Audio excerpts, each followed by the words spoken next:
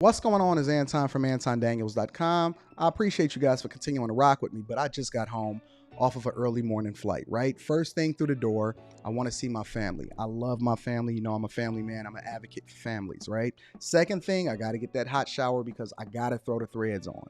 The threads make me feel like $1,000,000, but the third thing through my mind and all throughout the trip is that I gotta have that Teej pack. Teej makes my life uncomplicated. It's uncomplicated skincare for men. The first way that I started specifically was their level 1 system. It's a daily face wash to get rid of the dirt and grime on your skin. 2 times per week exfoliate and scrub to get rid of the dead skin cells. An AM moisturizer with SPF 20 because you should always be protecting your skin from the sun, and a PM moisturizer to help your skin stay hydrated and healthy throughout the night. Here's the thing. My favorite part about Teej Henley is that every box comes with an instruction card that tells you when to use each product, how much to use, and in what order.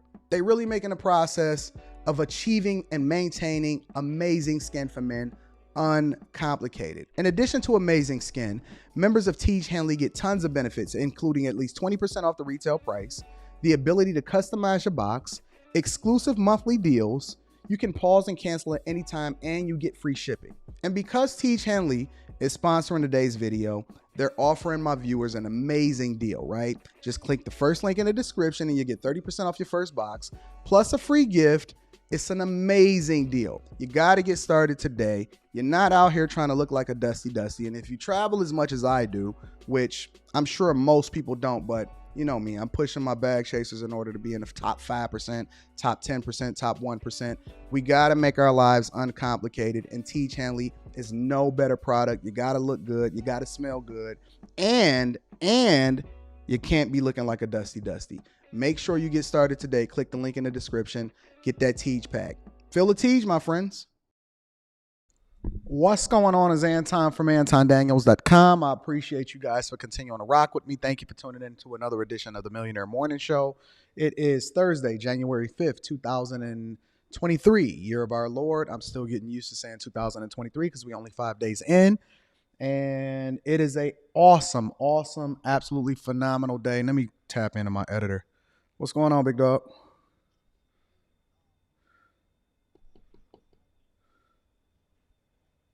Okay, good. So you ready for your next task? All right, cool. How you feel?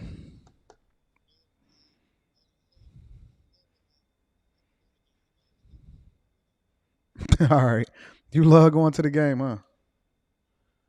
All right. Well, let me jump back into this live stream and get it popping. I'm going to call you right after because I think I got another task that I want you to take care of. All right, bet. Bye. I love my team. I love my people, and that's why I take care of them because they are absolutely, positively awesome. What's going on, family? I see y'all in the chat getting it in.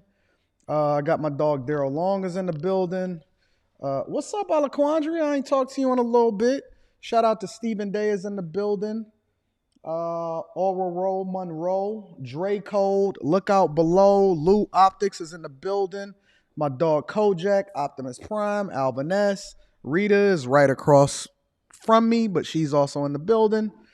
Shout out to y'all. What up, D? What up, everybody? So this is what I did. Because I said that I'm gonna start the new year new, and with a fresh slate. So I went through on the Millionaire Morning Show channel, and I basically removed almost every single person that I've ever or that moderators have blocked.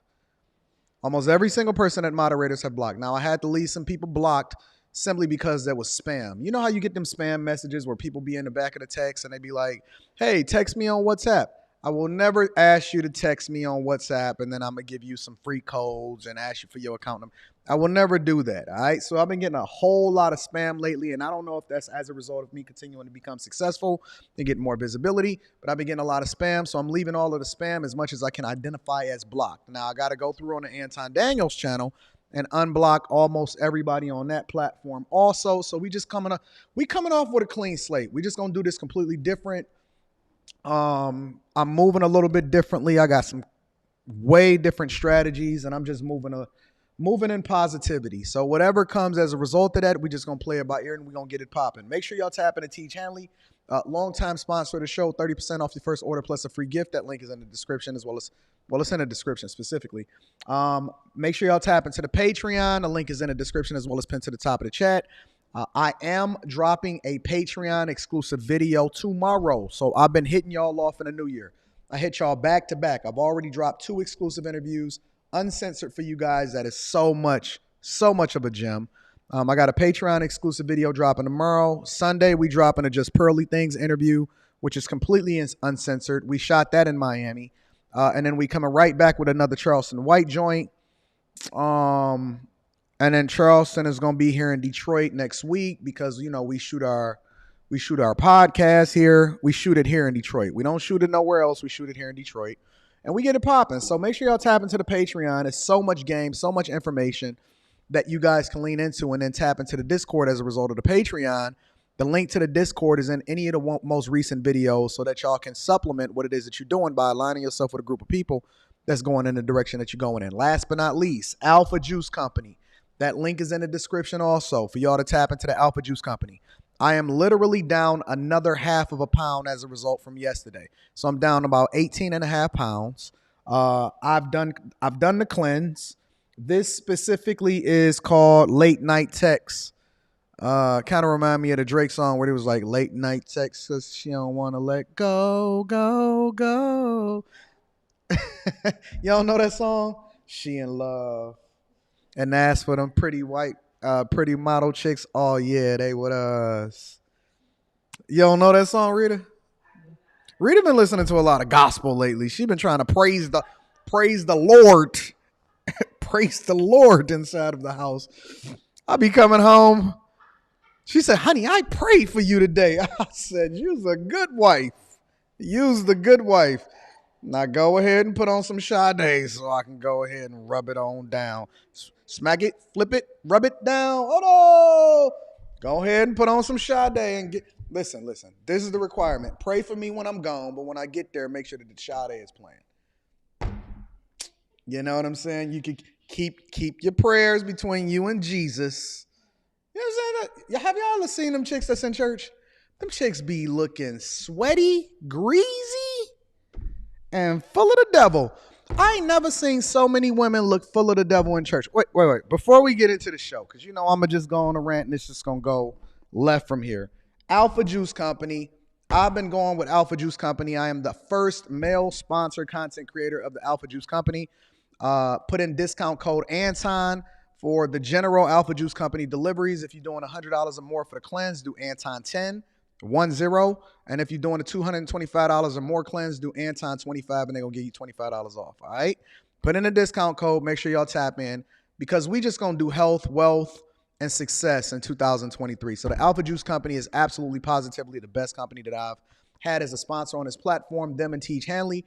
Make sure y'all tap into the Patreon. Link is in the description. Subscribe to the channel and then follow me on all of my social media platforms. All right.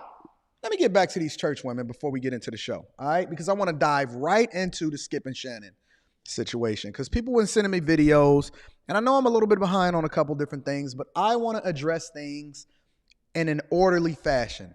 First and foremost, shout out to all of the church ladies, but y'all gonna have to start getting yourselves together because ain't nobody trying to rock out with no greasy church lady. Now, we know that you got body, yaddy, under them cotton white stockings and that stitched up leather dress that you practically got on. It might as well be leather. The way that it's holding everything in is so constricted.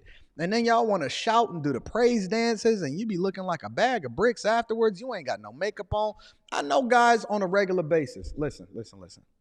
I know guys on a regular basis, and let me get to the first super chat of the day. First couple super chats. I appreciate y'all rocking out. The Real D Gaines 1911 says, happy Founders Day to the Noops, yo. Is it Founders Day to the Noops? Shout out to the Noops. Happy Founders Day to the Noops. I don't know nothing about that culture. So I'm going to just say happy Founders Day to the Noops. Shout out to the Two Ball. We appreciate you for donating on the platform. Also on top of that, Marcus Evans says, what up, bruh? That Vice John was a mess. Pearlie and the other lady at the far left was on point. We're going to break that down because I'm learning a lot more about Sydney Watson today. I am going to dive into that. We got so much to get into today. But I just want to give a message to my church ladies. Listen, you don't have to look like a POS just because you praise the Lord. You can look better than that. You don't have to have butterfly eyelashes. You don't have to be wearing cotton stockings either, right? Why is everything so extreme when it comes to these church women? We want women that love the Lord, but we don't want women that look like they've been praising the Lord since 1905. You know what I'm saying? You don't have to look like you just put a whole lot of grease on your face every time I see you. Your hair don't have to be frazzled and frizzy. And you don't have to pray for a man, because you got to remember that God loved him too. So if you praying for this man that's the most phenomenal specimen that you've ever seen in your life, you got to start asking yourself, well, don't God love him too? Why would he put him with you? I always used to question that, and I say this all the time. I always used to question that in church. Why would God punish him by putting him with an unruly hyena that looked like a hyena? Why would God punish him? I didn't know what I was going to say this morning. God, just give me what it is that I need to say to the people. And if you, listen, if you look like you go to church, you know what that look like is? What that look like is. You know what that looks like? If you look like you go to church and you saved, sanctified, and filled with the Holy Ghost. If you look like you've been listening to Rance Allen all day, if you look like all you listen to is Fred Hammond, if all you listen to is John P. Key,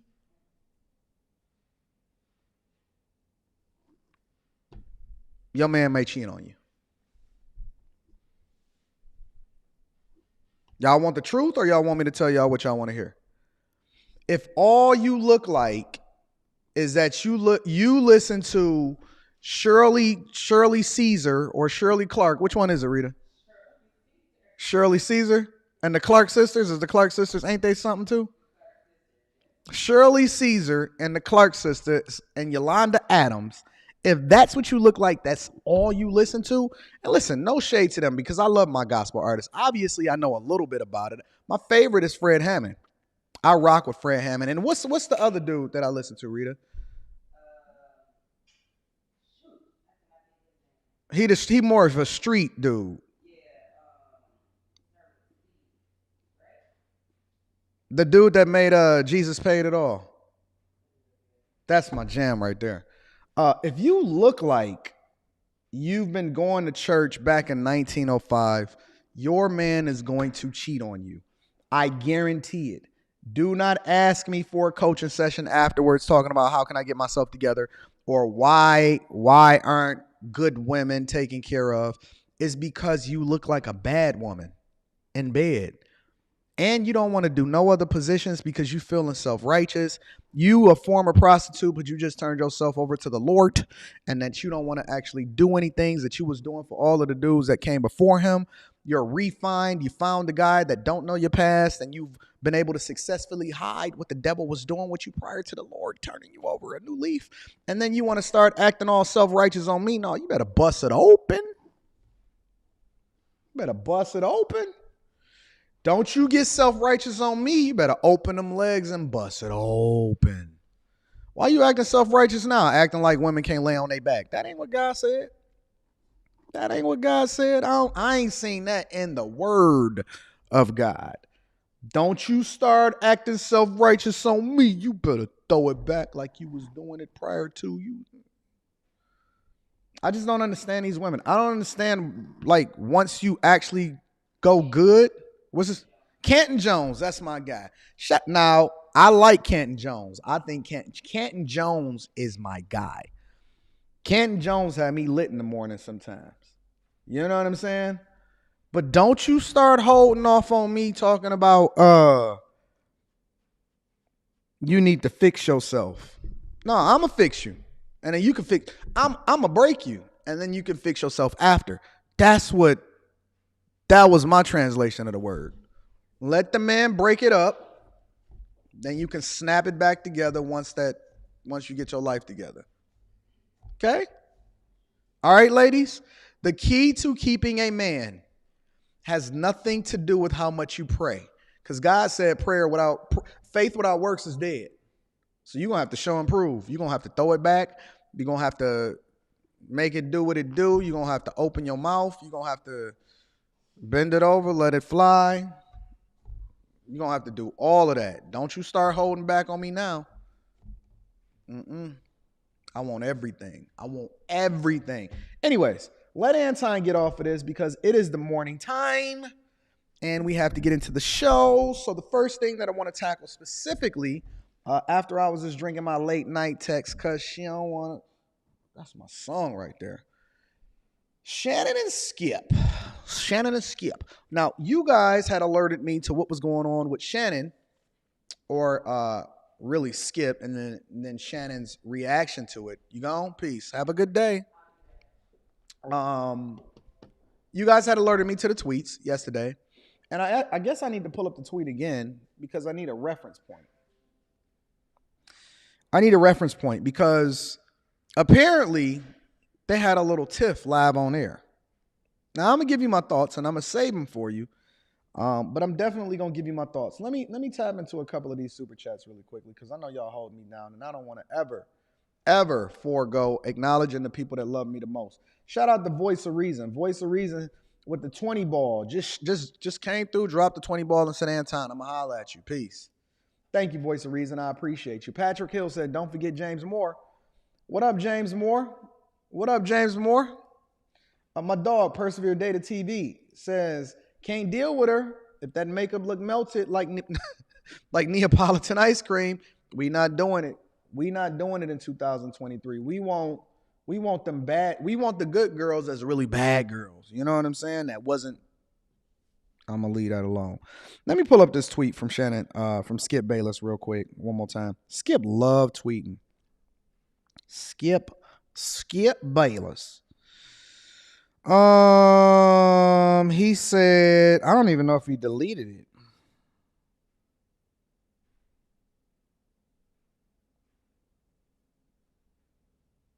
Man, he be tweeting his face off. All right, this is what he said before we get into the video. All right, this is what Skip Bayless said, and that Shannon Sharpe was so in a tiff about. He said, not exactly sure what happened to Damar Hamlin. I want y'all to hear for yourself, and y'all determine whether or not this was insensitive. I seen some people in the comments responding to his tweet talking about he should be fired and all of this. They're not firing Skip Bayless. The show is hotter than ever, and they absolutely positively beating the dog crap. I'm trying not to cuss anymore. Beating the dog crap out of ESPN to my liking. I want ESPN to get beat up. He says, not exactly sure what happened to Damar Hamlin. Players on both teams are shaken. Ambulance out on the field. CPR administered. Can't remember play being stopped for this length of time. Just said a prayer for him and his family. That was the first tweet. I don't see anything wrong with it. I think that, it was very, very much informing people of what was going on. Then he says, I've seen so many horrific injuries suffered on football fields, yet never have I seen a reaction like this. He's just identifying what it was that he's witnessed in his time as a person that has covered sports for decades. Let me say it again. He said, I've seen so many horrific injuries suffered on football fields, yet I have never seen a reaction like this. In every other situation I witnessed or covered, the game always went on fairly quickly. The attitude was, hey, that's football. For these players, this was, and then he put in capital words, different. He said, for these players, it's different. I still don't see the problem. Call me crazy, but I don't see the problem. All he did so far was identify the difference between how people see football and the players see football today versus how it was in yesteryear. In yesteryear, they didn't care. In yesteryear, it was just continuous normal. Doesn't matter how horrific it is. Doesn't matter if you get injured. Doesn't matter if you get absolutely pulverized. Don't matter if you're unconscious. It was a completely different scene, and this is the first time that he identified it, and all he said was, This is different than it was in yesteryear. I don't see it yet. Okay? Let me continue. He said, no doubt the NFL is considering postponing the rest of this game. But how? This late in the season, a game of this magnitude is crucial to the regular season outcome, which suddenly seems so irrelevant. He just stated a fact. He said, listen, this late in the season, I'm not sure how the NFL is going to be able to adjust to this thing. How are they going to be able to pivot? How are they going to not be able to continue with the game? And the regular season outcome, a game of this magnitude to the regular season outcome, which seems so irrelevant. He's saying that considering what it is that's happening on the field right now, I'm not sure how the NFL is going to handle this. And on top of that, the game is absolutely crucial to what the NFL is trying to do. Now, let's be clear. I know the young man is injured. I'm praying for his family. I set the prayer up for him yesterday. I just seen the actual injury myself in real time for the first time yesterday because I like to react to things in real time on a live stream. Skip didn't say that he wanted it to happen or the NFL should do it. He's basically outlining what was going on the field as it was unfolding. He was tweeting in real time and saying, yo, I wonder how the NFL is going to handle this because A, B, C, and D. I'm reading it word for word right here on Skip Bayless's Twitter, right? Then he goes on to say, nothing is more important than that young man's health. This is the next tweet, the fourth one. That was the point of my last tweet. He's basically adding additional context. I'm sorry if that was misunderstood, but his health is all that matters. Again, everything else is irrelevant. I prayed for him and will continue to. So, now that I've read it in real time, and again, I tell Rita this all the time. I say, yo, I am not the biggest texter in the world. I tell Rita, I tell Q, I tell my daughter, I tell my mother, I tell my brothers, whatever, so on and so forth. I am not interested in texting, right? And the reason that I'm not interested in texting as much, unless it's just something that I can shoot off to you really quickly, or I'm busy, I'm in a meeting, whatever, so on and so forth, is because you can't truly understand how I'm communicating it to you because you can't hear the nuance. You can't see how I'm saying it. You don't see the attitude behind it. Communication is 90% body language. Anybody, especially in 2023 and going forward, considering how extra sensitive that everybody is. Now, I am an equal accountability partner. I have no bearing on Skip Bayless. I don't care one way or another. I think that him and Shannon Sharpe is perfect for what it is that they do. And they are very entertaining to watch. But I don't have a dog in a fight, so I don't care about Skip Bayless one or the other. So it's easy for me to be objective when it comes to having this conversation. What did he say that was wrong? And it doesn't matter what the backlash is. It doesn't matter how people feel. The reality is that what did he say that was insensitive or wrong?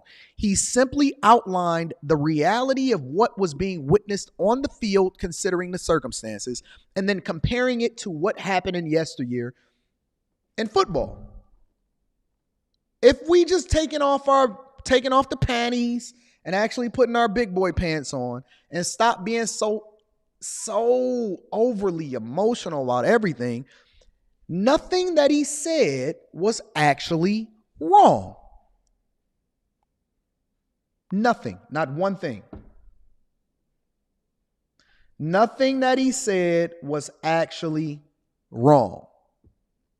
Everything that he said was just simply identifying what was going on to the field. And then he said, yo, and I prayed for him. And I don't know for how y'all took that and misunderstood what I was saying, but nothing is more important than his health. Now, for me, that goes without saying. Obviously, the most important thing that happens is someone's health. But it's almost like you have to cover every single base as long as you have a platform that makes things visible. It's so easy for people to get easily upset and then overly emotional and then react to it, and it never fails. Somebody says, yo, we need to call for his job. Why is that the first thing that y'all come to? Y'all don't try to get the context. Y'all don't try to get additional understanding. You're not trying to understand it from a different point of view. You're not trying to see what really happened. You're not trying to wait and see how things play out and then make an adjustment or make an assessment. Then the first thing that you say is cancel, lose job.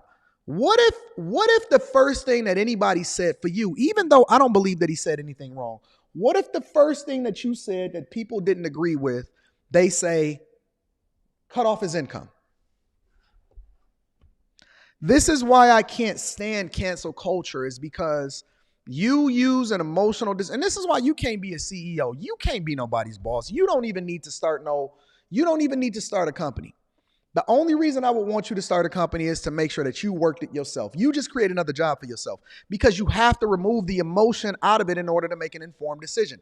This is why you can't even get no peace in your home, because every time your girl say something to you, you act like a little emotional girl. And the first thing that you start doing is reacting emotionally. She sent you a little text, you sent him a little text, and then you ready to jump out the window and end the marriage because you just took it out of context and you really didn't understand the reason why or the intention behind it.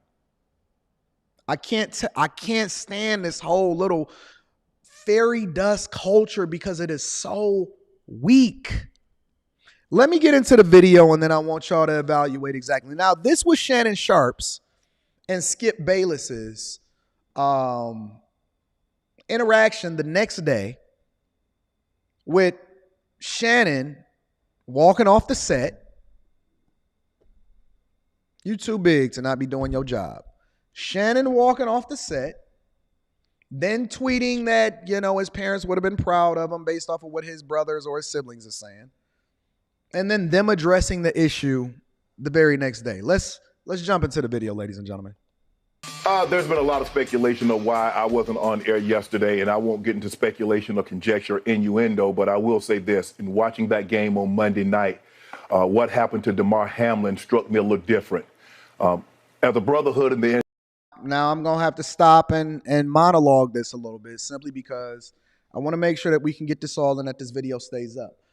Some platforms, even though you're reacting to a video, is going to require for me to cut out certain parts after the live stream is over. So I just want to give y'all a little bit of context that sometimes I stop after so long of what's being communicated in the video in order to illustrate certain points and to make sure that we can keep it up as long as possible so that some platforms is not requesting that I cut out some parts of the video. Yesterday, when I was doing the Master P video, whoever it was that owned that interview, even though it was reaction, asked for me to cut out parts of it or just give them all of the compensation from the entire video. No, I'd rather not give you any compensation, and I would rather just cut out that part of the video. So that's why I do what I do. Some of y'all don't understand the context behind what it is that we do on this platform, but that's why I do what I do. So let's continue, ladies and gentlemen. I'm going to read the super chat shortly. Thank you for subscribing to the platform. Make sure you tap into the Patreon. Link is in the description as well as pinned to the top of the chat. Also, get Alpha Juice Company.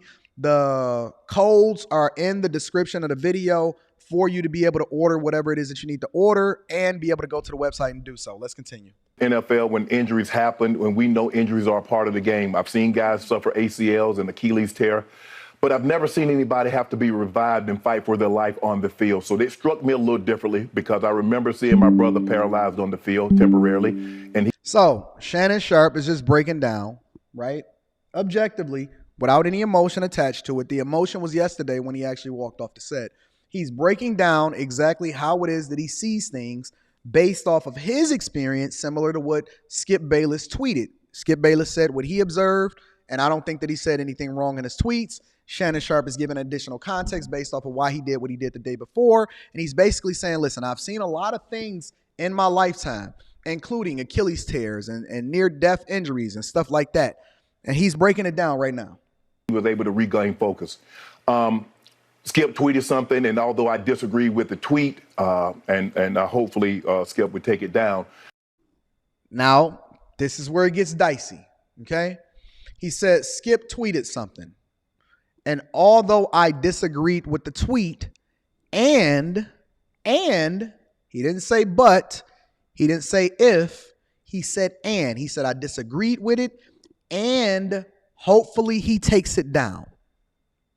He said, I disagreed with it, and hopefully he takes it down. Context matters. Words matter. We're not going to twist it up to make it to be something that it's not. Context matters. Words matter. He said, and I hope he takes it down. I disagree with it, and I hope he takes it down. He's entitled to his opinion. I'm cool with it. I don't think that Skip should take it down. Apparently, Skip didn't take it down because I just read it straight off of his timeline. And this is his opinion. He's entitled to his opinion. Let's continue. But I didn't want it. Well, time out. I'm not going to take it down. Okay. Skip jumps in, says, yo, hold on. I know this is your monologue, but just time out. And also, remember, this is not something that's new, right? This is not something that's an anomaly. Shannon Sharpe, Skip Bayless regularly jumps in to interrupt one another in order to make a point, because it's a debate show and it's entertaining for the viewers to watch. What people don't understand about debate, because I hear people say this a lot of times, even when we on a Lapeef network, right? And we're doing a Lapeef Let's Talk show tonight on Thursday. Make sure y'all tap in. Anton is going to be cooking up like I always do. I have never missed a show since we started the channel. What people don't understand is that the reason why people tune into debates is not just so they can parse through the information and then learn something. They tune into debates because it's entertaining and they're arguing two different points about one specific subject. And so on this debate show on a regular basis, on Undisputed with Skip and Shannon, and I see y'all super chats. I appreciate y'all. I am going to read them shortly. They regularly interrupt each other, so this is not something that is an anomaly or new. This is something that they regularly do. I'm going to say it again. When they do their monologues or they go on their rants, they regularly interject into each other, and then they laugh and they scream or they argue and they yell and they have their debates and they go back and forth and they say, hold on, let me finish, so on and so forth. So this is not something new, but Skip jumped in and said, hold on, time out. I just want to let you know that I ain't taking my tweet down. Let's continue. Stand by what I tweeted. Skip, let me. Okay. Go ahead. No, you go. Go ahead. Let's go, Jen. Okay. I mean, I cannot even get through a monologue without you interrupting me. Well, Now, the biggest man on the show, right? In which I think that it's cool for him to feel a certain type of way and then express whatever it is that he want to express as a result of Skip stopping him. This is normal. But it seems like he's extra emotional. And honestly, I'm going to just be honest with you. I'm not one to take a side. I'm just one to call it straight down the middle. Shannon Sharpe is acting like a diva, and he's trying to make this about him.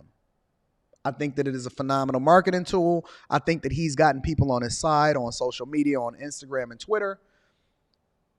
But he's getting overly emotional, and I can't stand when people then say something like, you won't even let me finish my monologue, when the entire show for years has been based off of interrupting during a debate in order to make it more entertaining for the viewers. This is live on TV. Let's continue.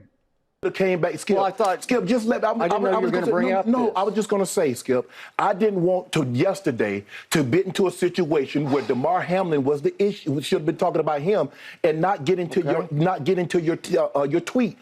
Now, how is this any different than any other day when Shannon Sharpe brings up Skip Bayless's tweet, even when Skip Bayless is not specifically talking about the tweet? Now, I'm not saying that Shannon is wrong, because there is no wrong. I'm just saying that it seems to me that Shannon Sharpe is starting and trying to make this all about him. Let's continue. That's what I was going to do. But you can't even let me finish my opening monologue without you interrupting. Okay. I was under the impression you weren't going to bring this up because... Skip is saying, listen, I understand what you're saying, but it was some conversations that was had behind the scenes before we even got on this platform today. I'm under the impression that you wasn't even going to bring this up. And then the first thing that you say during your monologue is, I'm bringing up Skip Bayless's tweet, and then I hope that he takes it down.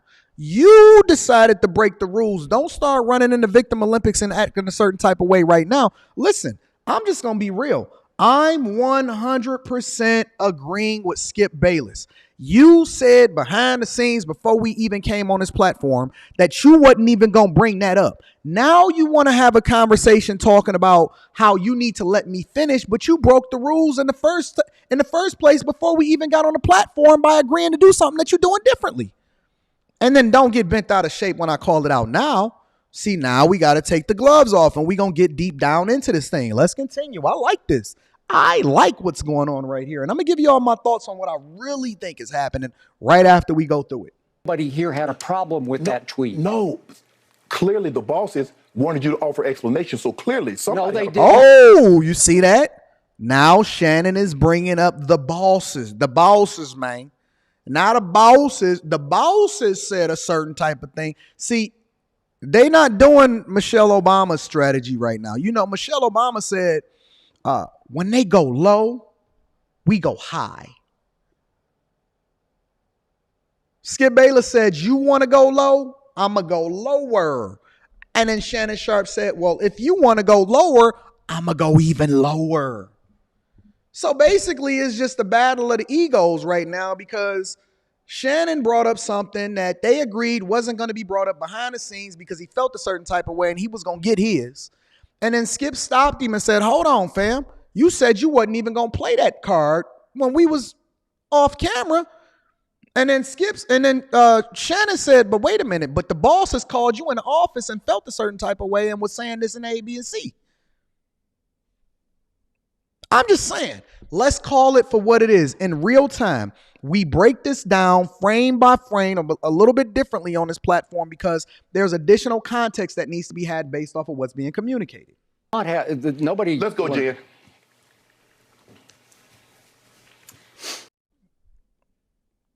Skip like, yo, what we talking about?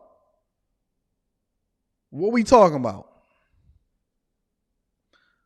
Thoughts and prayers remain with Damar Hamlin. That's where the focus should have been, and not on the. Oh, wait a minute, Shannon.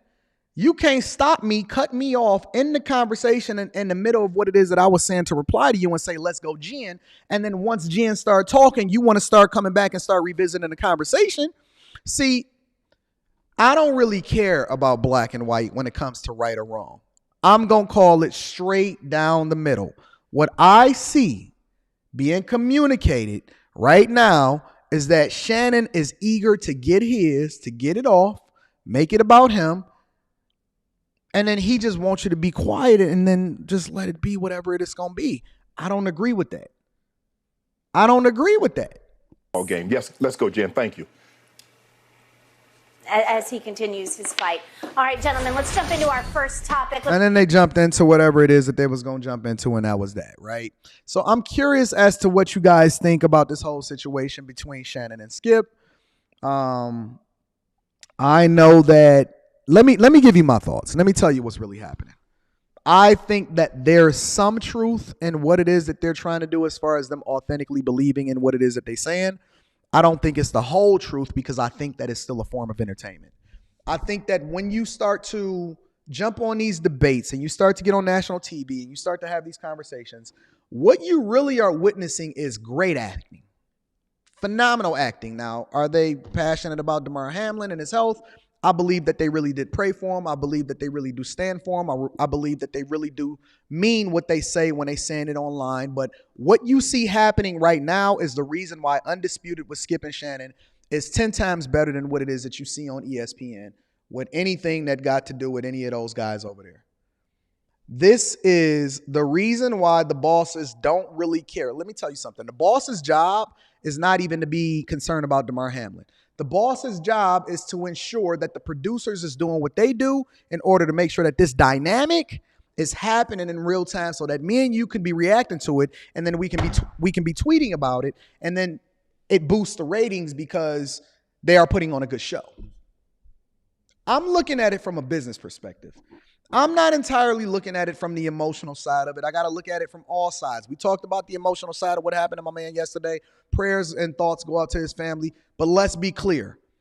The ratings are high, and they are going to get an enormous amount of advertising dollars because they continue to give us this great entertainment. And I believe that it's all entertainment. I don't believe for 1 second that they don't have entertainment in mind. The bosses, the producers, Skip, Shannon, all of these reactions, it may be authentic, but I'm telling you, the producers is in the back saying, keep the cameras rolling. This is gold. That's how I see it. And maybe I'm just too much of a businessman to be able to look at it any other way. But for all of y'all that's getting over emotional about this, remember this. When contract negotiations come up, ratings like this is going to be the leverage that Shannon and Skip use in order to get a bigger bag. Let's be clear. Ratings on shows like this is the reason why Shannon and Skip is going to be able to go in there and use it as leverage in order to get a bigger bag. That's what I see. Y'all might see something completely different, but I look at everything from a business perspective, all right? Let me get to some of these super chats, and then we're going to get it popping. Thank y'all for tuning into the Millionaire Morning Show. Y'all know that we do this every single weekday. We get it in, we get it popping. Let me acknowledge a lot of what y'all are saying. Shout out to my dog, Jay Woodfin, is always in the building. Said people are pissed because Skip was talking sports when Hamlin was receiving CPR on the field. Skip wasn't wrong, just poor timing for sensitive people. I can see that.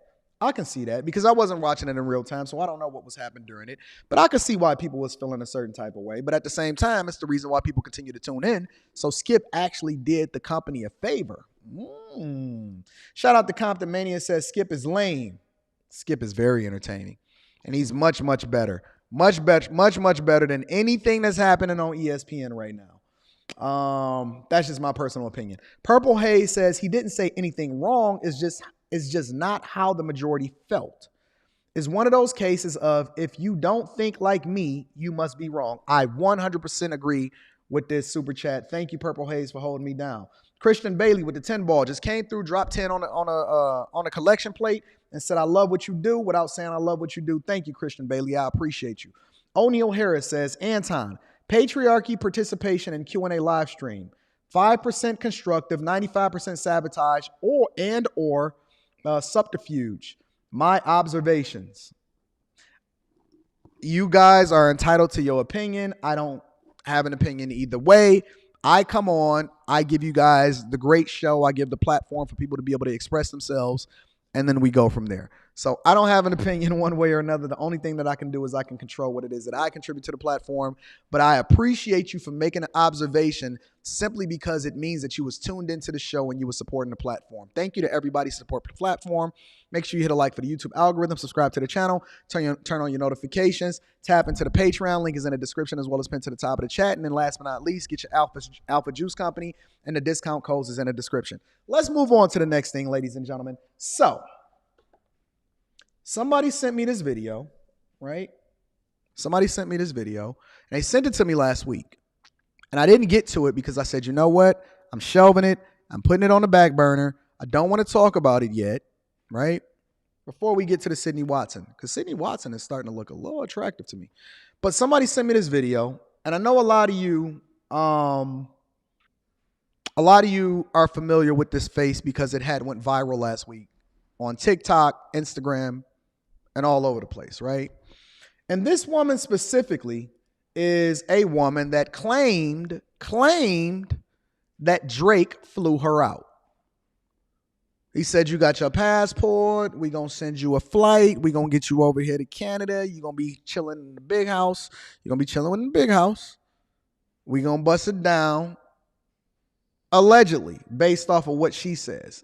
Now, here's the thing about this, guys. I was on vacation last week. So although I was still dropping videos, I was not completely in tune to everything that was going on Instagram and all of that other type of stuff, because there was the first time in my life in a long time that I can remember of completely tuning out to the BS. I was aware of what was really going on with the Andrew Tates and all of that. But a lot of y'all said, Anton, you need to take a vacation. So I took it. However, I wanted to come back to this because I'm looking at this woman, right? And I see, the typical black woman of 2022, 2023, butterfly eyelashes, baby hairs, bamboo earrings, at least 2 pair. You know how it go, right? And so I said, I want to deep dive into this video because I want to better understand and parse through, because you know that communication is 80 to 90% body language, right? I want to parse through exactly what it is that this woman was communicating to us. And I want to break it down. So let's get into the video without further ado. And then next we got Sydney Watson. Again, make sure you hit a like for the YouTube algorithm, subscribe to the channel, and turn on your notifications. Let's deep dive into the video, ladies and gentlemen. So last month, Drake had flew me out. So I have made a video and I posted it on my Instagram story. It was a video of me inside a purple lingerie set. And I had tagged Drake inside my story, but I tagged him and I made it real small so nobody could know that I had tagged him in my story. First and foremost, question, ladies and gentlemen. Why is it so difficult?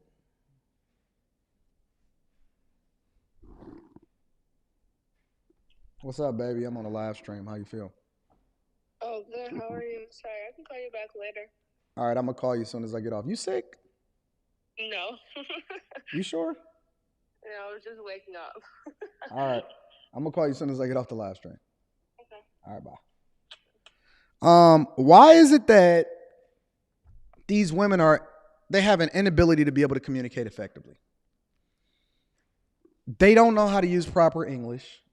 It's very, very difficult for them to be able to talk, enunciate their words correctly. If they put just as much effort into reading a book and studying and hearing what the teacher was saying when they was teaching a lesson inside of the classroom as they do trying to clout chase. And here's another thing. Before we get into this video. Thank you to the super chats. I'm gonna be reading super chats all throughout the show. I will not miss one super chat. I'm gonna read them all throughout the show. Here's the thing that I'm trying to understand. I see these women, right? I mean, honestly, a lot of them are in my DMs. Sometimes I meet them out in the street because that's one of the reasons why I got my office downtown. A lot of different things, right? I see these women and they college students, professional women, just women that are vacationing over in Miami. Don't matter what city you go to, right? I go to their profiles on Instagram because a lot of them I say, hey, why don't you come on the show? Or I'm going to schedule you for when you're in town or when I'm in town, or the next time you have any availability, I'm going to bring you onto the show, or you can jump on a panel on Friday night or whatever like that. And so I'm a recruiter, right? Anton recruits good talent because I want to see certain women. Yo, my DoorDash driver, I ordered breakfast this morning. I was like, oh, they got you out here hustling and grinding, baby girl. You ain't got no ring on your finger. You built just like a brick house. Oh my God, that girl's body was crazy. She looked just like the prototypical difficult woman with very short hair and a phenomenal body that would be toxic on a panel. When I said, you know what? Let me go ahead and give you my number so that you can make sure you tap in. After you get done with your shift on Friday night, we may bring you in for a light test to make sure that you're good on camera. Anyways. But every single one of them, once you go to their Instagram profile, all of them are trying to be IG models. I'm telling you, man, 99% of every woman that I meet on the street, in action, restaurant, gym, casino, bar, no matter where you go, gas station, Uber drivers, every last one of them profile look like they trying to be an Instagram model. I'm telling you. They all got their bikinis on. And listen, I'm not complaining. We like to see what we like to see. But it's just an observation. Let's continue. So I did not know that he was going to even seek it. I'm not even going to lie. So he had texted me in vanish mode and was like, what's your number? With the heart eyes emoji. So Drake texted you in vanish mode and said, what's your number with the heart eyes emoji?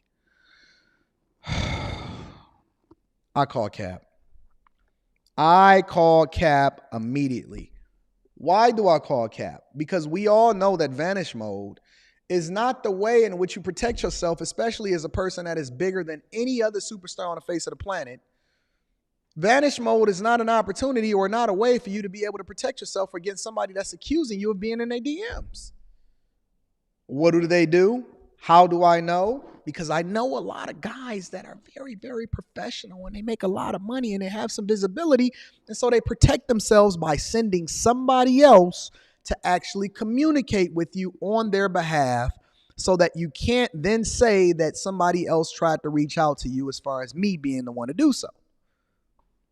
Let me say it again. They have a team. And if they spot something, they're not going to be the ones that reach out to you because they don't want to be having somebody clout chasing. I call Cap. I call 1000% cap. I don't even have time to DM. I was telling Rita this morning, I said, yo, I got to get this show together for Friday night. I don't even got time to be responding to some of these people sometimes. I know Drake ain't got no time to be DMing somebody like this. Baby hairs, at least 2 pair? No, I'm not going for it. So I sent my number quick. So he called my phone. We chopping it up or whatever. And that's when he was like, he chopping it up or whatever. Me, and I was like, I'm trying to see you too. So he had booked my flight for November 16th. Mind y'all, we texting. He booked her flight for November 16th. Listen, I'm not saying it's not true. I'm just saying that I don't believe it. I'm not saying it's not true. I'm just saying that I don't believe it. She said he booked her flight for November 16th. Remember that. He booked her flight for November 16th. And all of that, November 13th. So fast forward, I got off the plane. He had sent a private out to get me. So how did he book your flight, but he sent the private out to get you? I'm just trying to understand. So which one was it? Did he book your flight? Did he send you a Spirit flight? Did he book you a Delta flight? Or did he send a private out to get you? So you was on a Clearport. Do you know which hangar it is? I'm curious. Which hangar did you get off out of your car, jump right into the plane, into the jumbo jet, and then have him send it out to you? Just curious. Before I went inside his house, they made me sign an NDA. So I can't really say too much, but I had looked at my NDA rules, so I know what I can and can't say. You feel me? No. I don't feel you. I don't. Before he went into the house, let me also say this. A lot of guys that I know personally not only makes you sign a non-disclosure agreement, they take your phone, they let you know that you can't use your phone, and they make you sign a consent agreement so that you don't get Me Too'd. Let me say that again. They make you sign a consent agreement. They get your ID. They videotape you signing it because they want to show that you didn't do it under duress. And they make you sign a non-disclosure agreement. They have the exact same method that they have on all of these sets that then allows for a lot of these platforms to be able to release your footage. I'm giving you the game. I'm giving you the game in real time. I'm giving you the game. They record you signing the documentation in order to validate that you actually did it without being under duress. And you have to have your ID so that they can verify not only are you of age, but you are who you say you are. I'm giving you the game. So I don't know if these rappers is new, but I know a lot of businessmen and they move a little bit differently than what she's communicating. But let's continue. So when I get in the house, we just sitting on the couch, chilling, talking. Y'all just sitting on the couch, chilling and talking. Okay. He kept on rubbing on my stomach and kept on asking questions like, do you want kids? And So Drake went straight from, hey, I'm about to send a private out, to rubbing on your stomach, asking if you want kids. Okay.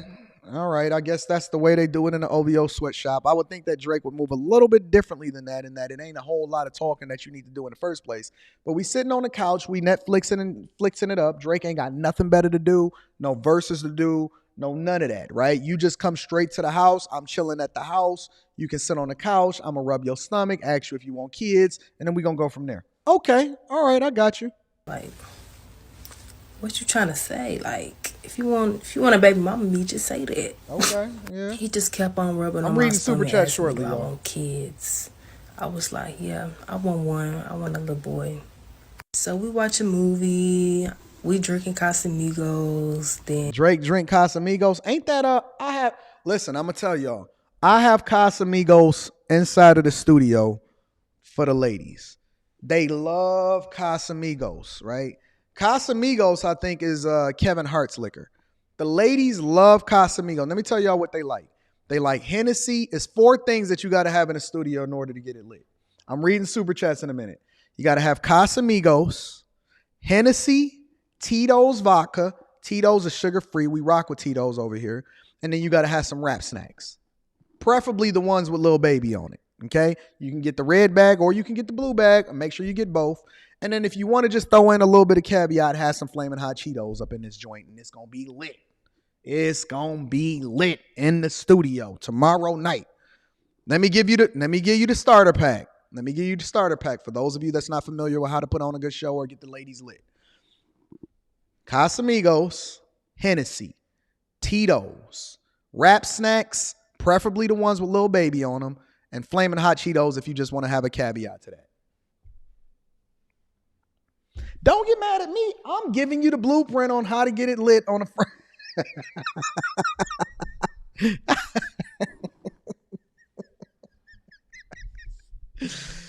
Oh, I'm just trying to tell you what really happened. What make it go down? All right, let's continue. Y'all know. I'm reading super chat shortly. Make sure y'all tap into the Patreon. Link is in the description as well as pinned to the top of the chat. Casamigos bring out the freak up. So see, look at them. See, don't worry. I'll make sure everybody get home safely. I'll make sure everybody get Ubers. No worries. Oh, y'all know we did what we did. I don't have to go in detail about that because it's self-explanatory. But I'm guessing that wasn't part of the NDA, huh? You could just say y'all did what y'all did. Okay, cool. All right, cool. You signed the NDA with no kind of requirements, not even that you don't mention him in the first place or that he supposedly flew you out, right? All right, cool. Perseverance Data TV, all y'all with the super chats. I appreciate y'all. I'm definitely reading super chats after this. he did not use protection, which was a little weird, but y'all know I'm just going with the flow. So we know a rat when we see one. We know a rat when we see one. She said, so let's assume that this is true, ladies, okay? Let's assume that this is true. Are you telling me that Aubrey Graham, right after the story where the chick was saying that the hot sauce was left inside of the condom to prevent her from being able to use it afterwards, you telling me that Aubrey Drake Graham flew her out, rubbed on her stomach, bust her down, used no protection, and because first of all, is no way that I'm ever going to have anything popping off with any chick that got eyelashes like that without protection. Don't mean you can't get bust down, don't mean you're not for the streets, but let's be clear. You, my dog, are a bust down. Anybody that got butterfly eyelashes, make sure you strap up with the Jimmy extra tight, like he said on Menace to Society. What'd he say? He said, I'm Eileen's cousin partner. He said, yo. I don't even know who you think you know who you're talking to. Oh, I know exactly who I'm talking to. Listen, it ain't mine. She called him. She said, Kane, I'm pregnant. He said, I don't want to hear that. You know it ain't mine. I had the Jimmy on extra tight. And she said, so what? What you mean, so what? So what? You man enough to take a life you can't take care of one? No, ma'am. I had a rubber on. And please tell your cousin, don't come to my grandparents' house again. All right? So after we did what we did, we just cuddling and we're watching another movie. So Drake had time to watch a part 2.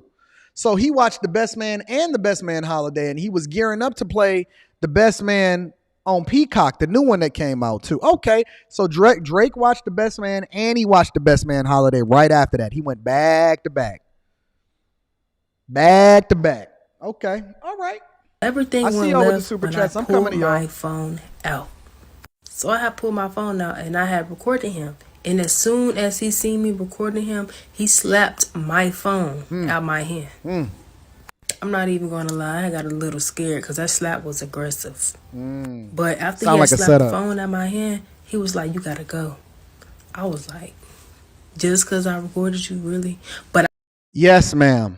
It just so happened to be the biggest star in the world. If this is true, which I don't believe it to be true, this all sounds so basic and cap.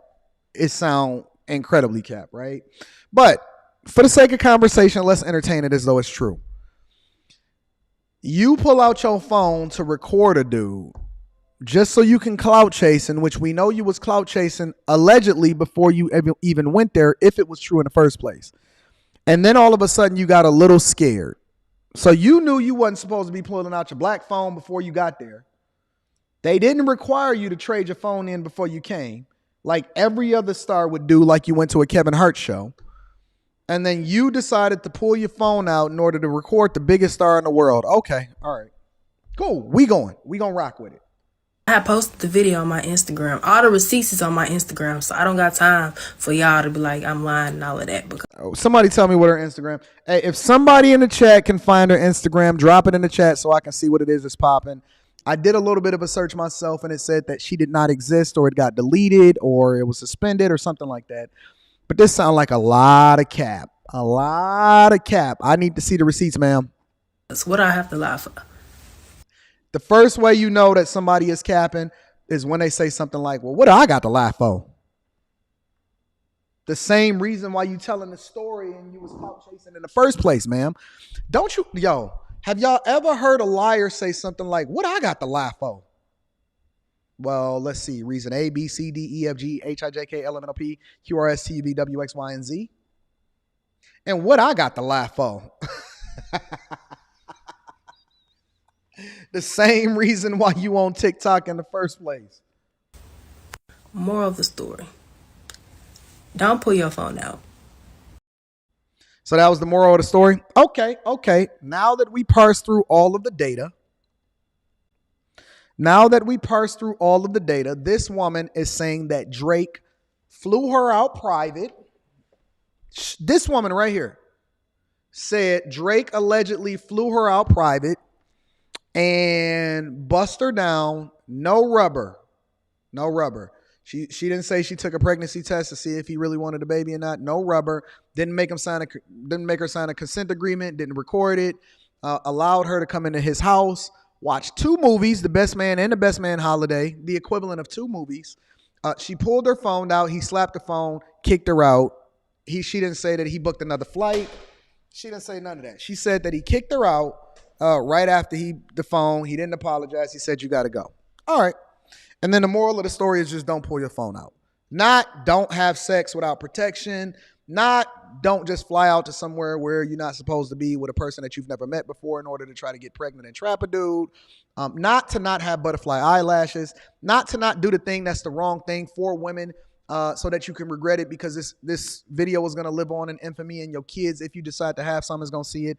Not don't embarrass your father. Not don't embarrass your parents and your mother. Not don't be a thought and be a slut and a groupie and all that other type of stuff. The moral of the story is don't pull your phone out to record a superstar after he get done doing a Future and a Nick Cannon special to you.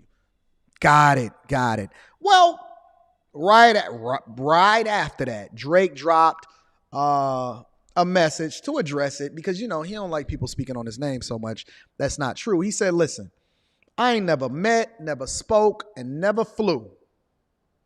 Right after that, I ain't never met, never spoke, never flew. I hope people start doing more with the one life we are given because it's sad out here. So, ma'am, you did all of that clout chasing because I'm going to believe the artist. You did all of that clout chasing, and Drake said, nope, never happened, never did. You made it up so that you can get some followers and get some visibility. Now your 5 minutes is up.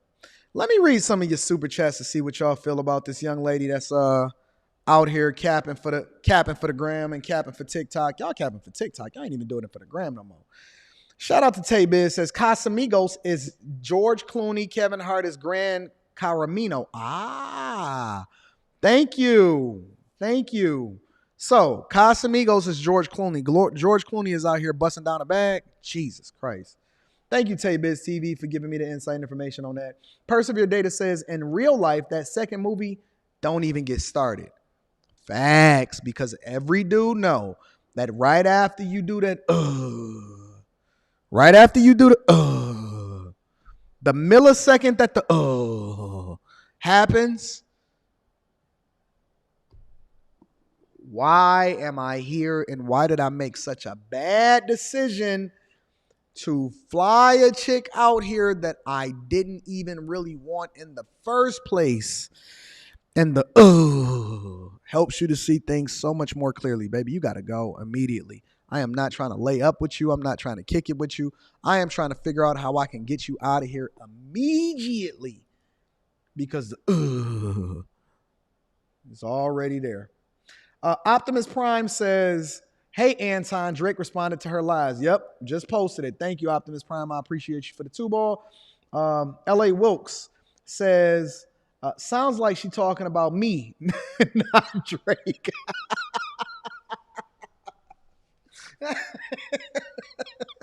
Y'all are a mess, bro. Y'all are an absolute mess. Aaron says, Casamigos, Lamaritas, Titos, Moscato equal thought juice. Casamigos is actually supposed to be really good, Aaron. I don't know. I've never actually had it. Aaron also says, out of all the dimes he has access to, he chose her. Cap. Shorty can't even put her baby hairs and lace front on right. He chose her. Aaron, he's not going for it. He said, I'm not going for it. Persevere Data says, so Spectrum Bay missed the whole lesson. Facts. For the streets, man. Lil Richie says, they've been upset about each other, interrupting for years, and it's only gotten worse. Just 2 to 3 weeks ago, Skip disrespected Shay over Tom Brady. I'm going to have to deep dive into this relationship a little bit more. Are Skip and Shannon having a breakup? I9 King Collins says, my generation of women give up the box to make TikTok about it. Everybody chasing clout. Everybody is clout chasing. Persevere Data TV says, grab her some Stella Rose wine if she a church girl from earlier. Hey, women like that Stella Rose. You know what else they like? What's that other drink? Gosh, it's another drink that they like to drink. It's a wine. It'd be at the front of Myers. Some of y'all not from the Midwest, y'all don't know nothing about Myers. I'm going to figure it out. Patrick Hill says, cap. Facts, I agree. Optimus Prime says, send these Decepticons back to space. No, they good for something. They good for here and there. They good for a little jump off here and there. So, again, the conclusion to this is not necessarily to do anything good for the culture, but to continue to be for the streets, and that's why guys is checking out. All right? Let's continue, ladies and gentlemen. So, to put the cap on this whole show today, I want to deep dive into my new bae, who I've been slightly smitten with lately. She is a woman that was on the Vice panel, and I discovered her as a result of doing a review video of Pearl on that Vice channel, on said Vice channel, right? And her name is Sydney Watson. Now, Sydney Watson, and this is one of the things that I've been telling people for an extended period of time. There is a whole culture, different avenues, places that you can go to that is completely, and I mean completely different from anything that you're seeing in the spaces that you're usually at. So, for example, if all you watch is videos specifically about politics, then there's a whole subculture of videos that talk about relationships. If all of you do is look at videos that's Derek Jackson relationship type, there's a whole another subculture of videos that's more closely tied to Kevin Samuels. If you want to go there, then it's a subculture of the Sydney Watsons, right? There's a whole space that is very profitable for people that make lo-fi beats. It's a spaces that's profitable for people that make cat videos, animal videos. Malevolent Elephant is doing absolutely phenomenal and killing the game on his animal videos, right?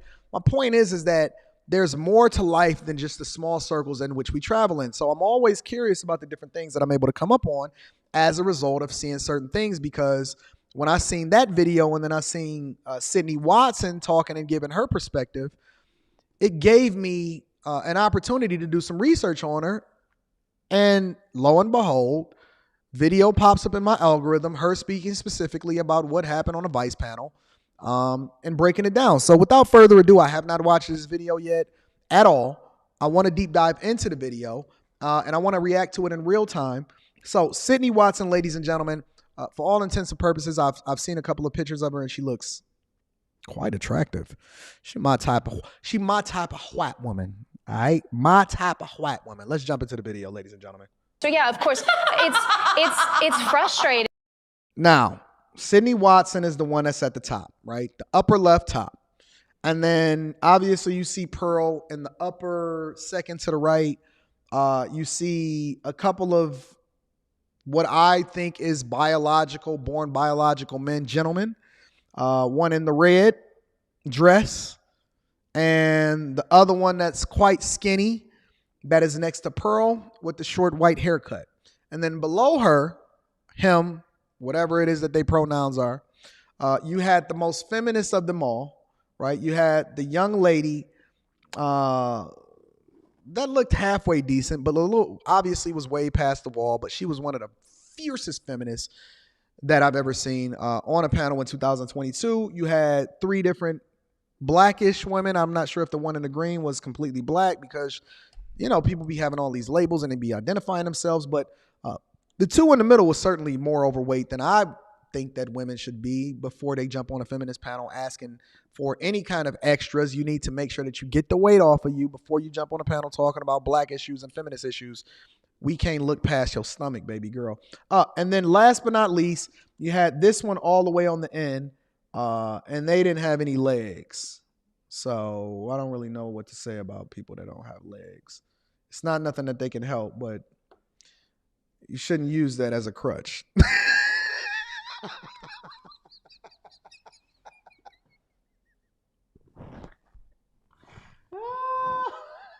Yo, I did not know.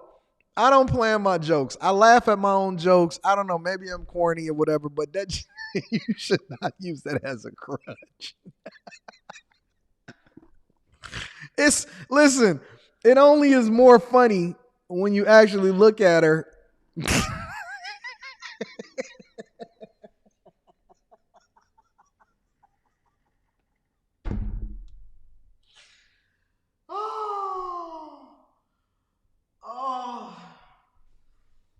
Oh my God, I gotta do better. Anton, I am going to do better. I have completely cut cursing out of my show. So I should not have a problem with cursing, but I gotta do better with my jokes. All right. Let's continue. I want to get into the actual video, all right? Because when we try to talk about it, we get shouted down, we get told to be quiet, we get spoken down too as well. Okay. So I'm gonna try to fast forward past the vice part because I want to get Sydney Watson's perspective. Hostility there for plenty. And that video recently dropped. And if you haven't watched it yet, I will link it in the description. So as per usual. Shout out to my baby girl is in the building. You know I gotta stop the show so that I can hold her down all the way down. Yo, we are working feverishly because Crimson Cure got a lot coming on. I don't want to make no announcements based off of what it is that you got going on, Crimson. But Crimson Cure is absolutely a star. We love her. We've always loved and supported my girl Crimson. But absolutely one of my favorite people to watch on the internet. Shout out to Crimson Cure. Says, you're amazing. Shout out to you.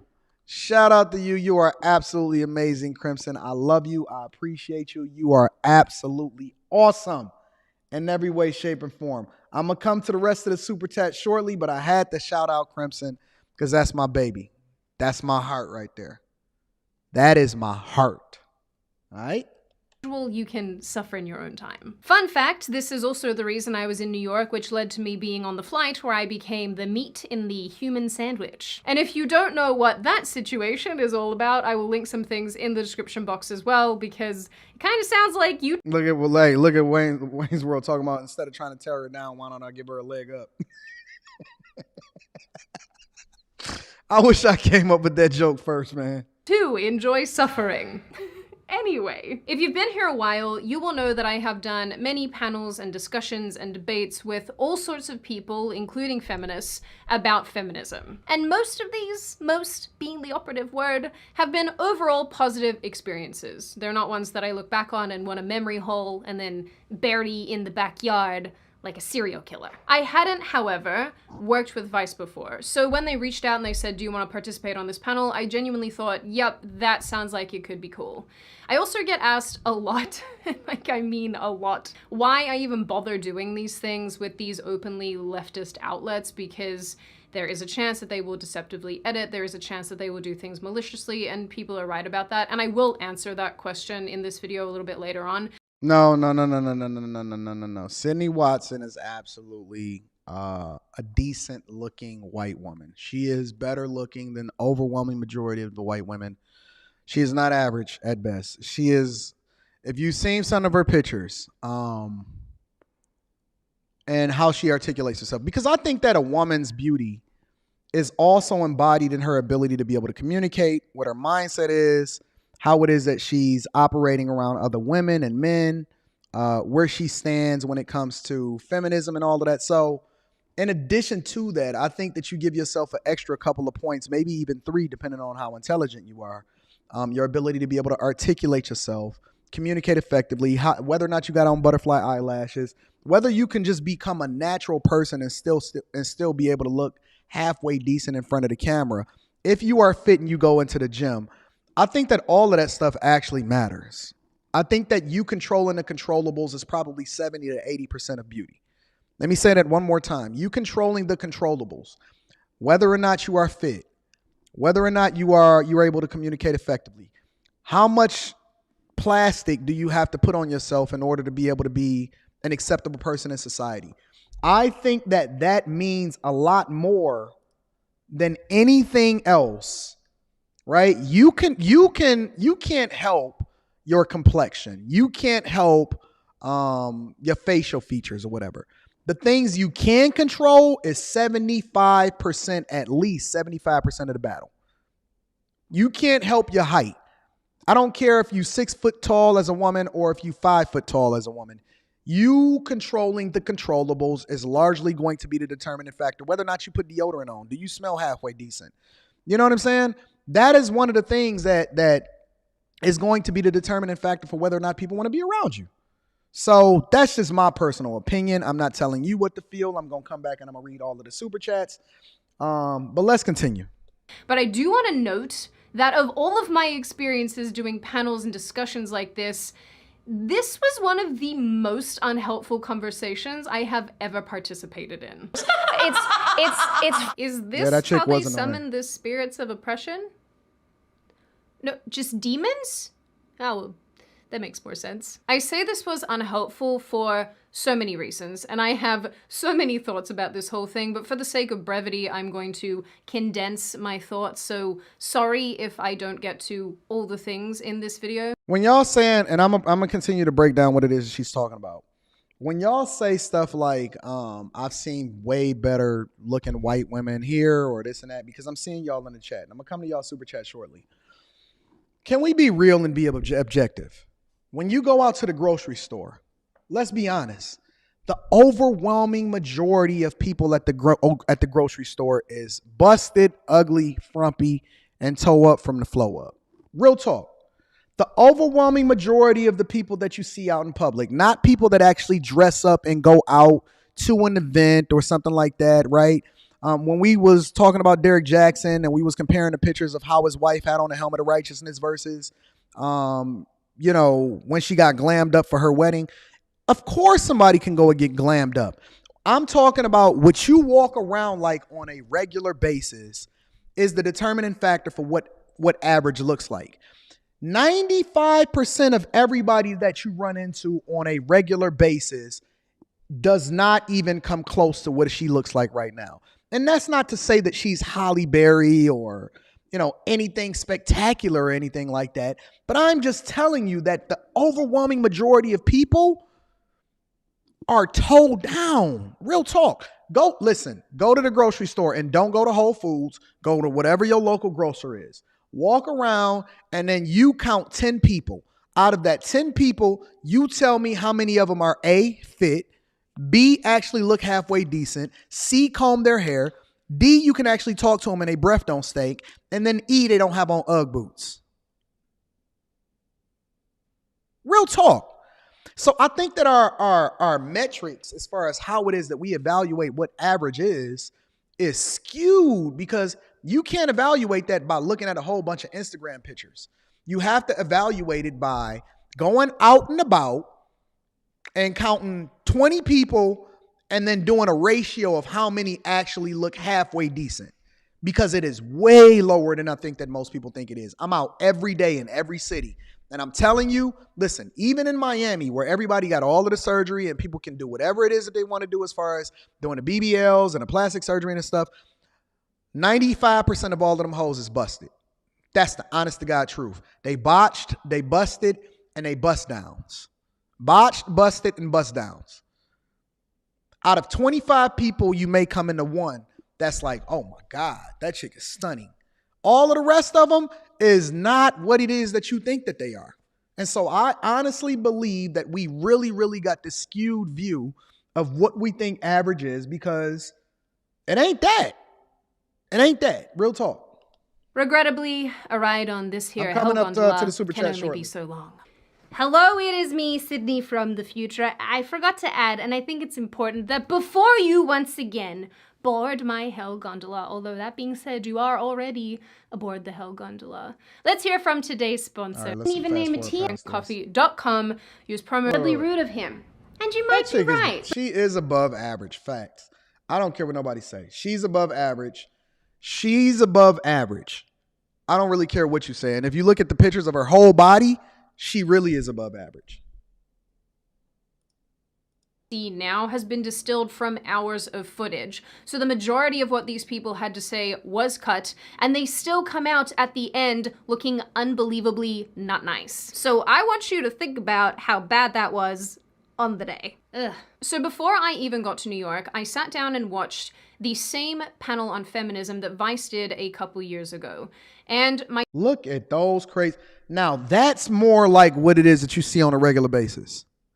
This, what you see right here, because first of all, especially depending on what city you go into, how regularly you're going to see it, you're going to get some lady boys in there. So throw that into the mix. You're going to get some lady boys that you don't know what they are from a distance. But then when you get closer up to them and you see all the muscles on them, you're going to be like, oh, wait a minute. That is a biologically born man. Okay. Secondly, this is a more close reflection of what it is that you're going to see in regular everyday life. This is closer to it than just looking at a regular woman. Regular women is outdated now. It is very rare that you actually get a woman that is regular. I'm being honest with you. It's very rare that you find a woman that is regular. Regular women are like, they're like trying to see a Wolverine in the wild. You spot one and then she's gone. You spot one and then she's gone. You don't see regular everyday women anymore, which then actually elevates the value of them, because it's like, wait a minute. Back in the day, she would have been regular, but she's actually a lot more valuable because we don't even get to see them no more. This is what you would usually see. Let me look in the super chats and see what's popping. Anton, I'm on the GameStop. Let me give a shout out again to my girl Crimson Cure with the 50 ball. Thank you for continuing to hold me down, love. I appreciate you. I love you. Tommy M says, channeled your inner KS with that crutch joke. Persevere Data TV says, catching strays from the left and the right. Yeah. Kay Lynn with the 5 ball said, Ugg boots are comfy. Let's say Uggs that are clean and not leaning. Now, see, we already know that we already assuming that if we talking about Ugg boots, we're not talking about the ones that actually work. We're talking about the ones that's to the side. To the side, leaning like they got hydraulics on them. You're absolutely right, Kaylin. I'm going to have to agree with you. Thank you for that context. Centennial G with the 10 ball. My dog says, true fact. AD Terry Crews provided her titanium alloy legs with Lieutenant Dan and vibration wheels to accommodate them. Hey, shout out to Forrest Grump, the meat beat that placed her as a new member of the X-Men Professor Wheels. Y'all is a mess, man. I don't know what to do with y'all. Shout out to my dog, Aaron. He says, no Ugg boots. That's like 95% of the Boston women. Yo, y'all know what the white woman starter pack is. The Ugg boots, the black bubble coat. I ain't going to get into that today. I'm not going to get into it today. Aaron. Thank you for the super chat. I appreciate you. Let me continue with these super chats and we're going to get back into the video. Persevere Data TV says that black and red fade-in wig always is a bad sign.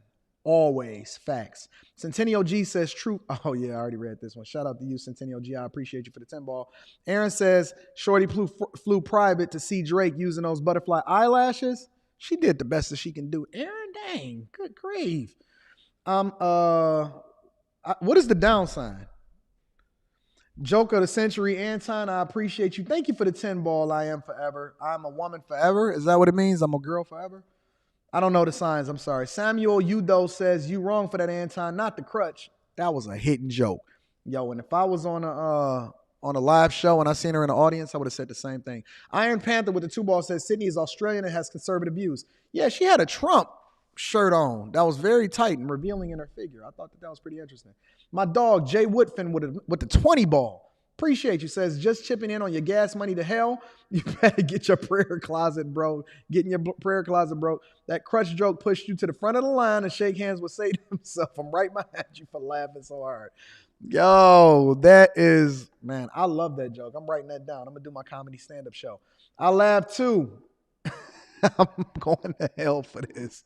We not all going to go to hell. I think that some of us got to make it out. Some of us got to make it out so we can get a game to the next generation. Let me continue with this video. Takeaway from that was everybody on that panel was respectful. They were very polite. And the conversation, even if I didn't agree with some of the Alpha Juice Company, the discount code is in the description as well as the link to the website.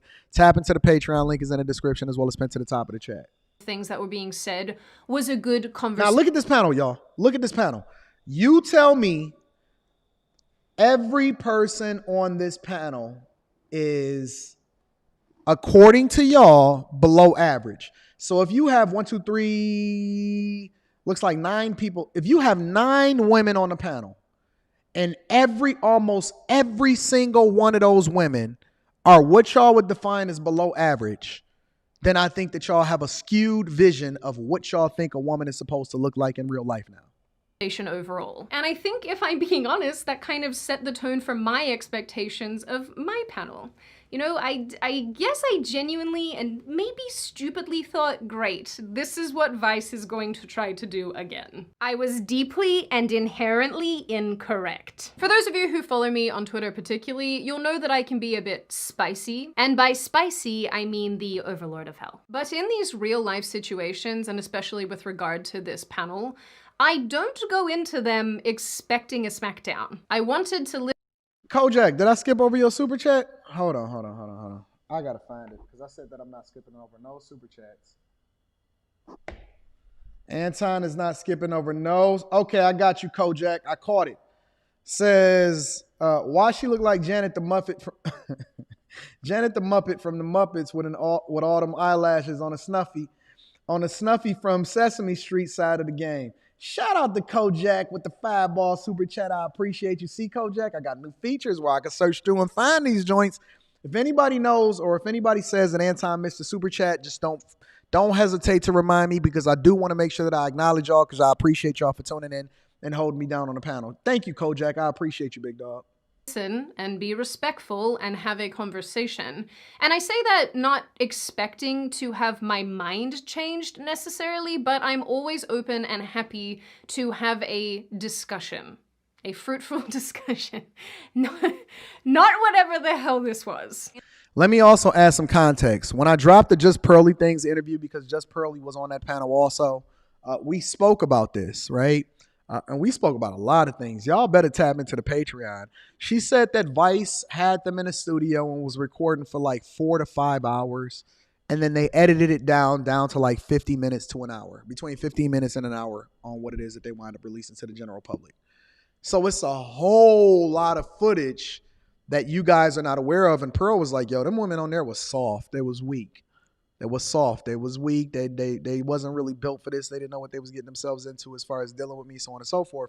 So it'll be interesting to see y'all react and to see what y'all comments are on the uncensored version of the Pearly Things interview that I did inside of the Patreon that I'm going to drop for y'all. But that's to come. There's a lot of pretty privilege in what you're saying and that you're white and you present. Do you think I'm pretty? Thank you. I think that you present in a way that beauty standards have accepted. If we're going to talk about pretty privilege, can I just note how Vice did me so dirty with this thumbnail? Like, who signed off on this? If you're gonna use me in a thumbnail, I insist you use a thirst photo. Like the... Ooh, I like that one. You telling me that she don't look good on that photo? She does look good. Internet wants. Only I can post a squish face. The disrespect. It is like such conservative thinking to say like, I don't understand, explain it to me, versus just saying, I don't understand and let me respect what you are saying. Drugs are are bad. So people have talked about equity. So I think that she's highlighting that because that woman right there that was just talking, and I don't know what this is, but that woman that was just talking right there was the most interruptive, disrespectful, laughing while people is talking, over talking, getting loud woman that was on the panel, but then acting like she deserves some level of respect that she wasn't extending to everybody else. So instead, which is instead of sameness, it's fairness. And this would mean that we remove systemic barriers to engage in society. It's like assuming that we all want to be capitalist babies. I'm saying that if you don't have the mindset you can even achieve it, you're never going to even try. So it's But never achieve what? Like, what are we talking about? you see how she kept cutting them off and talking in front of them and stuff like that? This regularly happened, which is cool. Just don't trip out when it happened on the other side and then act like you're the victim. I feel like you projected world, this capitalist ideology on every woman. It's like there are the barriers, right, that we constantly ignore that are very much systemic and microaggressive, right? We see I can't stand that word systemic. them and experience them every day. Like what? So I'm thinking male versus female. But my feminism includes ability, it includes race. You hear all of these women that's arguing like cats. Women want to sleep around and not have any consequence for it. Hell yeah, we do. Yeah! And then it's the one that was admittedly born a biological male that was the one that was talking about, hell yeah, we do. What? You're not even biologically born as a male. Yeah, instead of, taking personal accountability and being on birth control, they just want to do whatever they want. You say this like it's a bad thing. Yeah. It almost sounds like I think this is just the face of me being done. I don't know about the rest of you, but I walked away from this panel on the day thinking that the entire state of not only conversation has regressed, but ideology. Because a lot of the views that were being espoused are so far removed from reality, at least from my perspective, that I simply cannot find common ground with these people. Not enough to have a meaningful conversation, and certainly not enough to work towards the same imperatives and initiatives, because what are you doing? I did mention this at the end of the Vice video, but I think this is a good representation of why feminism is dying. It has been cannibalized by leftism, the transgender movement, and I'll add here intersectionalism. I don't know if that's a word. Intersectionality, which likely explains why feminists on the panel couldn't. Look at this. Look at this. I'm going to just say this. I'm not even going to describe what this is, but look at this. And Sydney Watson is absolutely right in that I'm glad that everybody jumped on the feminist bandwagon. I'm glad. I'm reading your super chat shortly. I'm glad that everybody hijacked the feminist bandwagon because all they did was ruin it and throw it down the drain for y'all. There was nothing more effective as far as hijacking and destroying a movement by letting other people, including biologically born men, infiltrate into a system so that they can then make it about them instead of whatever it was that y'all was advocating for that was ruining what was happening in the system in the first place. Now, people that were originally seeking what it was that they wanted in first wave feminism, they feeling disenfranchised. They're no longer included with what it was that they wanted to participate in the first place because now, like everything else, you are forced to share and they made it about you. It's similar to what you've seen happen about black people, right? And then black people wanted civil rights and they wanted the equal but separate treatment, and that they wanted the opportunities that other people in other groups were having, specifically white people at the time that they were protesting. They wanted the opportunities to be able to do and make the decisions that they wanted to make. Now, when you see people identify the black movement, it's the black and alphabet community. It's the people of color. It's no longer a black movement. I'm just giving you the real. And I'm not a blackity black, so it don't mean nothing to me either way. But it's no longer a black movement. It's a people of color movement. Never mind that the ones that actually have the highest household income is someone that identifies as maybe brown or blue or purple or whatever color that y'all want to make it. Now they don't say the black movement, they say black and women are the most disenfranchised, and LGBTQ community and liberals and anybody that may be poor and white women. There is no more of an effective way to be able to take away from the real issue that people were advocating for, right or wrong, than to have somebody outside of it hijack it and then make it about them. I'm glad that it's going away.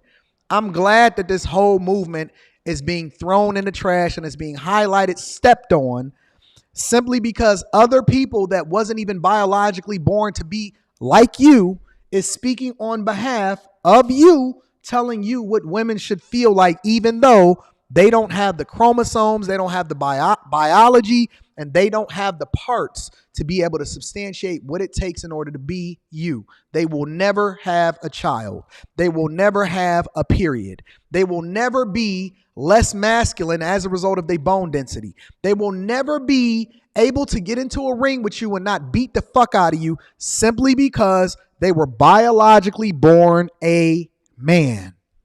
You will never, ever be able to tell a woman what a woman is like, what being a woman is like, what growing up like a woman is like, what going through puberty was like for a woman. Yet you are the ones that is at the forefront speaking on behalf of women. I love it. Welcome to what men have been going through since the beginning of time. Welcome. Come on over here. Bring your backpacks. Bring your sleeping bag. Come on, sleep on the floor with the rest of us. Come on over here and sleep on the floor with the rest of us. No. You wanted this. You wanted to be a part of this whole movement. Welcome to the back of the bus and on the floor, sleeping in the bottom of the bus, in the storage luggage compartment. Welcome to that part. Come on over here with the rest of us while they go ahead and hijack that. And then we're going to wait for somebody else to hijack them. We're going to wait for animals to rise up and be able to communicate more effectively. We're going to get Neuralink. We're going to get Elon Musk to put the Neuralink inside of animals, and then animals are going to tell us how they feel disenfranchised so that they can hijack the movement and we can make sure that we can advocate for their rights also so that animals can vote on what it is that we're supposed to do. It's no limit to this. It's no limit to this. Tell me that I'm wrong. Tell me that I'm wrong. Tell me that a man that changes over into being a woman, whether you just want to acknowledge their pronouns or whatever, can then tell you what it's like to be a woman. I'm waiting. No, these are your advocates. These are the people that you rock out with. Shout out to Ennis Luby, says, don't mean to go off topic, but Michael Blackson built a school in Ghana. Students don't have to pay nothing. Even uniforms and food is provided as well. Well, it looks like he's a lot more effective than Umar Johnson. No point intended. Brock says, pass a love offering. That was a lot of word salad at this buffet, and they do be throwing in the word salad. All right. Better You says, is it just me, or does the lady on the right look like Bulk from Mighty Morphin? Oh, Jesus Christ. Fam, that is a biologically born man. That is a biologically born man, bro.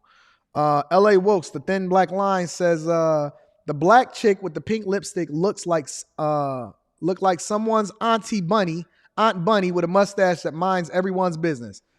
That is, oh man, y'all are hitting the nail on the head today. Y'all been accurate all freaking week. Shout out to the Black Line. I appreciate you, bro. Also, Dap DH Harris says, and who allowed the Alphabet Mafia into this movement? Women. This is what we want for y'all. We want y'all to hold that L. Thank you for the 5-ball. D.H. Harris. Also, stand-up guy Ron says, I often say this, the feminist movement was stolen. Now we going to torpedo it because it don't even mean nothing anymore. Y'all should go and watch the Kwame clips that I'm dropping on the Anton Daniels channel. He breaks down how Democrats specifically during the Obama administration highlighted how they wanted to recruit and then advocate for the alphabet community specifically because they knew that they already had the black vote. And so in order to be able to make sure that they tapped into a whole new group of people that would then keep them in office, they strategically highlighted, championed, and then got behind the alphabet community's agenda in order to ensure that they stayed in power. He breaks this down. Like, he is one of the most intelligent, reoccurring guests that I am going to have on the platform. I love Kwame, and he is absolutely awesome. I'm going to finish reading the super chat shortly. Let's continue with this video, y'all. stick to the topics surrounding feminism, but instead endlessly diverted the conversation towards completely irrelevant points. Yep. Most of which, like I said, got cut because if they'd kept them, no one would know what the heck was going on. This was one of my biggest issues with this panel. It didn't feel like a discussion about feminism and female issues. It felt like a struggle session, which is why in the final edit, about 14 minutes in, I make these comments. I don't understand how we're getting so off topic. This is about feminism today, whereas everybody wants to make this about their individual. Look at that one. Oh, here are all the multitude of other things that factor into my person. Great. This is about feminism. It's about womanhood. I understand that all of you have your own individual experiences and the other things that feed into you as a person. That's perfectly fine. But this is where intersectionality falls off the planet and loses, I would argue, probably the vast majority of people, including me. I'm not even a feminist. I don't give a crap about feminists arguing amongst themselves about who's the most victimized. But this is annoying to listen to. I honestly I don't understand anything anybody's even trying to get at. And because, like I mentioned, so much of the original footage was cut, my statement here might seem a little out of place, but for context, at the time, there was so much bickering happening. People were going on. Again, Pearl told me that they had recorded for like 4 to 5 hours and then they cut it up into 55 minutes total. Irrelevant tangents about unrelated things. Jingle jangles over here. Jingle jangles. Had told us at length about her parents being refugees. She also went on a bizarre rant asking us why we aren't discussing other countries and other countries' issues on this panel. The panelists were fixated on their own personal struggles, intersectionality, and calling attention to their race or disability or whatever. So many sentences were started with, as a, fill the blank. It was not terrific. As a black woman, as a handicapped woman, as a woman that was formerly a biological male, as a black woman and woman of color, hear me roar, woman king. That's what she means when people say as a, and that's how they identify. People, we so busy trying to section ourselves off that we lose focus on what the real issues are. I'm not a fan. I do have to admit it is a little bit weird being condescended to by a room full of people who think that they're the protagonist in a young adult fiction novel. Victimization. The Jingle Jangle story. It's I just remembered this and I'm gonna add it in. We had to raise our hands about halfway through, maybe not, maybe earlier than that. We had to raise our hands at some stage because the conversation was so chaotic and because the talking over top of each other was so chaotic that we had to raise our hands to be called upon to speak. So there is that too. So we're just gonna leave it there. We're gonna leave it there. I get what she's saying. I am starting to become a fan. I'm not going to say that I'm a fan yet because I have not consumed enough of her conversation or her content to be able to make that assessment yet. However, I do think that, man, that girl she is above average. It ain't nowhere in the world you're just going to tell me that that woman right there is not above average. She is above average to me specifically. But I think that we have to take into consideration that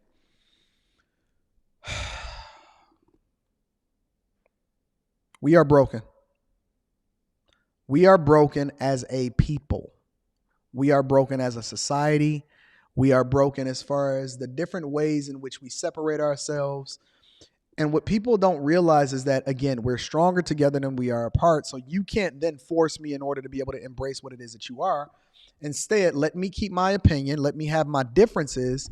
And then let me determine what it is that I believe, and then we can figure out where we align and we can spend more time focusing on that. But no, we're so divided and we want to go our own way and we want to look at things a little bit differently than this person so that we can then have a debate. That was not, I realized this last night when we was doing a Q&A show on my other channel, right? I realized that last night. I quickly realized that there's some arguments that I should not be having because they're exercises in futility. These conversations sometimes that I'm a part of, often at times are not worth having because if it wasn't for the idea that we should be having a conversation in the first place in order to put on a great show for the audience, it's a strong possibility that I would pivot and do a different type of content at that particular time. But I enjoy talking to Q. I enjoy pulling people up on the panel. And I can't always predict, nor do I try to control what is going to happen throughout the day, as well as what happens throughout that night. But I do try to give as many people an opportunity in order to express themselves as I possibly can. The question then becomes, should I? Should I still do that, or should I focus more on putting out the content that I would want you to consume? Because I do have your best interests at heart. Whether I always do it the right way, we can debate that, but you can't say that I don't live my life like an open book in order to ensure that you guys are getting the most out of every piece of content that I put out. Let me read a couple more super chats, and we're going to go ahead and get out of here, and I'm going to let y'all go like they say at the church. I'm going to let y'all go. Give me 5 more minutes. Centennial G says, Bebop has returned to finish the Turtles. Jesus Christ. Aaron says, you missed that email I sent you from Jubilee. They had Transformers educating women on what it means to be a woman. Hey, send me that, Aaron. Send me that again so that I can have it at the top of my inbox, and then I'll evaluate whether or not it's friendly enough for me to actually be able to have a conversation on this platform about. All right. Listen, I love you guys. I appreciate you. Thank you for continuing to tune in every single morning for the Millionaire Morning Show. You know what we do. Make sure you hit a like for the YouTube algorithm, subscribe to the channel, turn on your notifications. Make sure you tap into Teach Henley, 30% off your first order plus a free gift. That link is in the description, as well as the Alpha Juice Company. The discount codes is in the description of this video, so make sure that y'all take care of that, because I am down about 18 pounds since I've been rocking with Alpha Juice Company, and they got a cleanse going on and a special for you to capitalize off of at a significant discount if you're using my discount codes. Again, those are in the description. Last but not least, make sure you tap into the Patreon. That link is in the description, as well as pinned to the top of the chat, to rock out with a group of people that's going in the direction that you're going in. I love you. I appreciate you. Thank you for tuning in for the first week of the year so that we can continue to do the work, do God's work. We doing God's work over here. We educating people. We helping you to get to the bag, and then we entertaining all while doing it so that you can have an enjoyable experience in the morning instead of having a toxic situation that you have to mind through. I love you. I appreciate you. And I need you to do me one more favor before we get out of here, ladies and gentlemen. Make sure you share this with your family and friends. We don't want to be rich by ourselves. We love you. We appreciate you.